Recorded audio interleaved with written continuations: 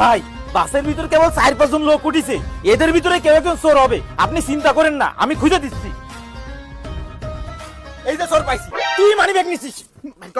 ভাই ভাই আপনি এসব কি বলেন ভাই? আমি তো শিক্ষিত মানুষ ভাই। আরে ভাই আজকাল শিক্ষিত ছেলেরাই তো বেকার, এরা তো চাকরি পায় না। এইসব ধান্দা পান্না এইসব শিক্ষিত ছেলেরাই করে। আরে ভাই আমি একজন ডাক্তার, আমি বেকার না, আমি ইনকাম করি।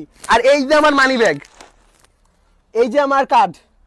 ভাই ইনি তো একজন ডাক্তার, ইনি তো বাসের পকেট কাটে না, ইনরা কাটে চেম্বারে বসে। ভাই তাহলে তো আপনার ইনকাম ভালোই। ওই একটু সামান্য কিছু লাভ হয় আর কি। ভাই এই লোক পকেট মারেনি। ভাই ওই লোক না মারলি পিছনের লোক শিওর মারিছে। আপনি একটু পিছনের লোকটা একটু দেন না।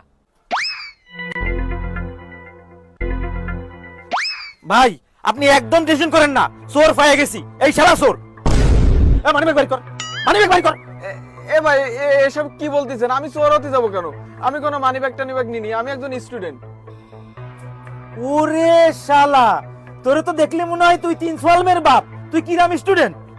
আর ভাই কি কব দুঃখের কথা, বিসিএস পরীক্ষা দিতে দিতে চুল দাড়ি আমার সব পায়ে যাচ্ছে, কিন্তু এখনো ক্যাডার হতে পারলাম না। ভাই এইসব বিসিএস মিসিএস বাদ দিয়ে আমার মতন একজন বিজনেসম্যান হন। আমি এই দেখেন প্রতিদিন গাড়িতে গাড়িতে ঘুরে বেড়াই আর লাখ লাখ টাকা ইনকাম করি। আপনি গাড়িতে গাড়িতে কি ব্যবসা করেন ভাই? আপনার কাছে তো তেমন কিছু দেখতেছি না।